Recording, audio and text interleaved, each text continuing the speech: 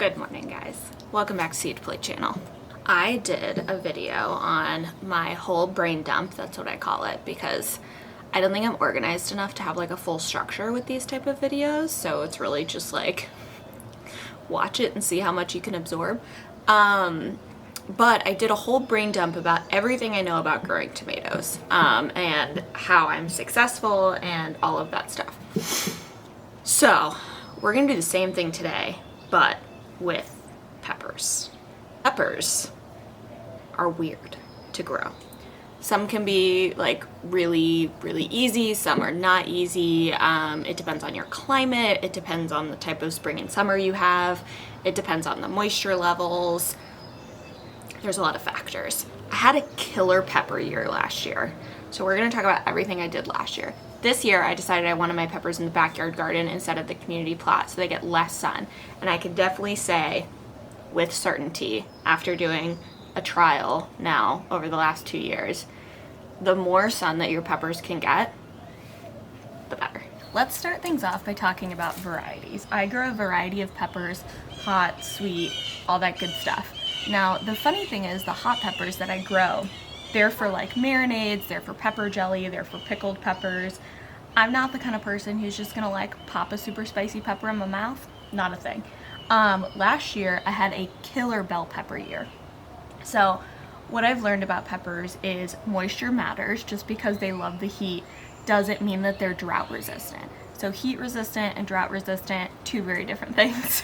One of them can take the hot, one of them can take the hot plus the lack of water. In my experience thus far, peppers are very heat resistant. They are not very drought resistant. I think a big reason why I had so much success last year with my peppers was because we had so much rain in May. Like, so much.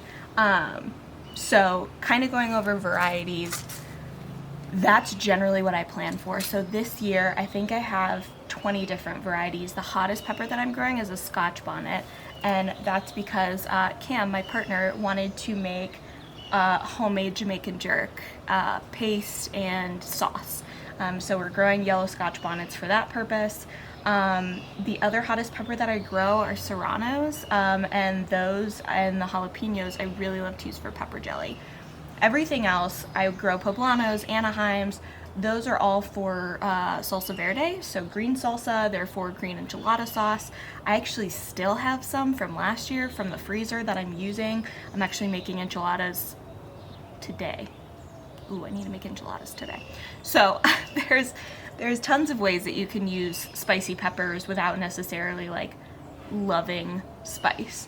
We have some bell peppers. This is a bell pepper plant. It only put off one bell pepper, which is hilarious. However, it's putting on a ton of new growth.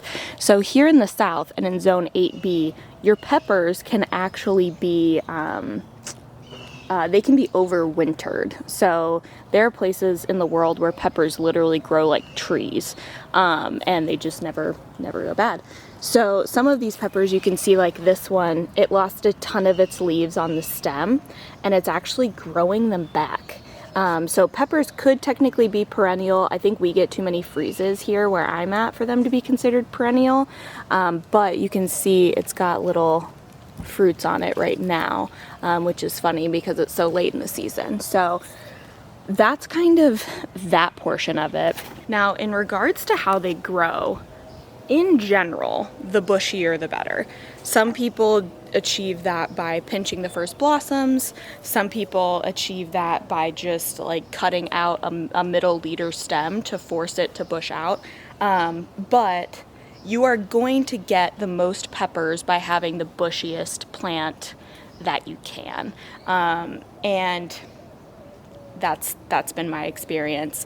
I usually will pluck the first blossoms if they have formed blossoms before I have put them in the ground. I am generally a very low maintenance gardener. I'm very low interference. I don't even prune my tomato plants.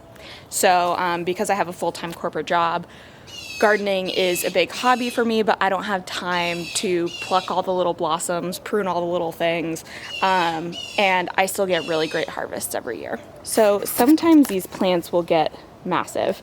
And in terms of pollination, this is in Anaheim. In terms of pollination, they will pollinate themselves. So right now it's too hot for them to even put off blossoms. Like there's a few blossoms here and there, but really for the most part, there's not much going on. This is a mini bell pepper, actually. And it actually looks like there's one ready. So this is a mini bell pepper. I plant these as what I call garden snacks. These are another one of my favorites. These are shishito peppers.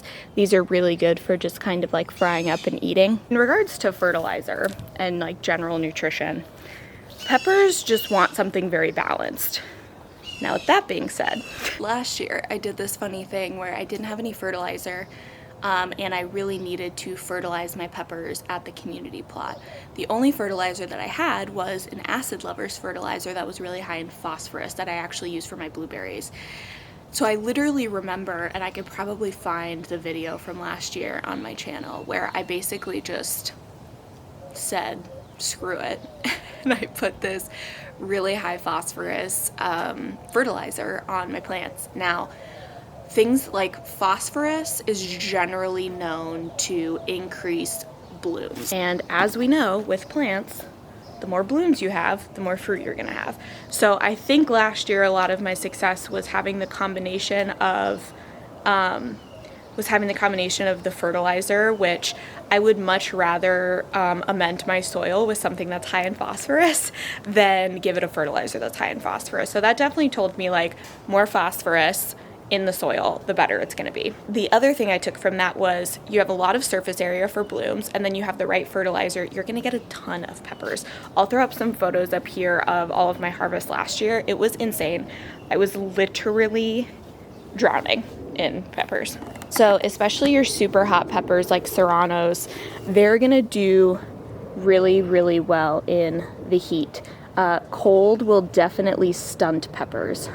So for those of you that live in more northern climates, you are going to develop stunted peppers if you plant them out too early. Now, like I said, these pepper plants, no matter how much you pick them, they will just keep producing. And that brings me to my next biggest tip, is pick your peppers.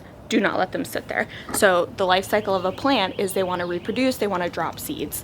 Peppers specifically, I have found the more you pick them, the more successful you're gonna continue to be with your peppers. They will just keep freaking producing. And especially here in the South, it is hot for so long that our pepper season is very long. I also have never really had disease issues with any of my peppers. They don't really get powdery mildew, maybe a little leaf miner damage, but really, other than like maybe like spider mites, which as long as you spray down your plants really well, you won't have a problem with. Now here is one thing I wanted to show you. So these plants, these are some hatch chili plants, which I'm actually going to make for dinner. One of my favorite recipes, which is hatch green chili chicken. And so this is perfect. So hatch green chilies are like a pretty mild chili. They're not too spicy. So all of these plants were planted at the same time. Okay, so you can see that some of these are a couple feet tall. Some of them are a bit more stunted.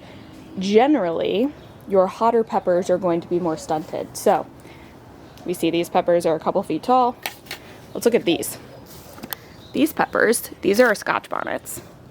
These are just now starting to take off, and it's because it's been like a million freaking degrees. So in my experience, the hotter the pepper, the longer it's gonna take to produce.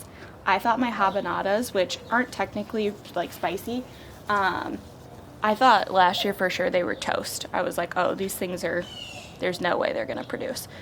They didn't produce until July, August, and September. So hot peppers like the hot heat. That is something also about peppers that I've learned that's hilarious. So we don't even have blossoms on these Scotch bonnets yet, but they're coming. I can see the little buds in the little armpits forming. And here's another thing. Peppers are very hardy, they come back. So this is a Jimmy Nardello pepper, and it had 4 peppers on it. I harvested all of them, but this tomatillo that's next to it was kind of overshadowing it, and so I moved the tomatillo, and maybe just like a week ago, none of these little leaves were here. These have all grown since. So your pepper is gonna come back almost like a tree. So the last thing that we didn't cover, which, y'all, I've been out here only 20 minutes and I'm sweating my butt off. The last thing we didn't really cover is pollination. So your peppers are self-pollinating. Your tomatoes and your peppers are totally self-pollinating. You don't have to pollinate anything. All they need is like a little bit of wind. Same thing with tomatoes. So as long as you got a breeze, or as long as you're like shaking your plants a little bit, you're totally fine. So as a very quick review, in my experience, the more sun the better, the hotter the better. Make sure they get enough water. Drought resistant does not equal heat resistant plants.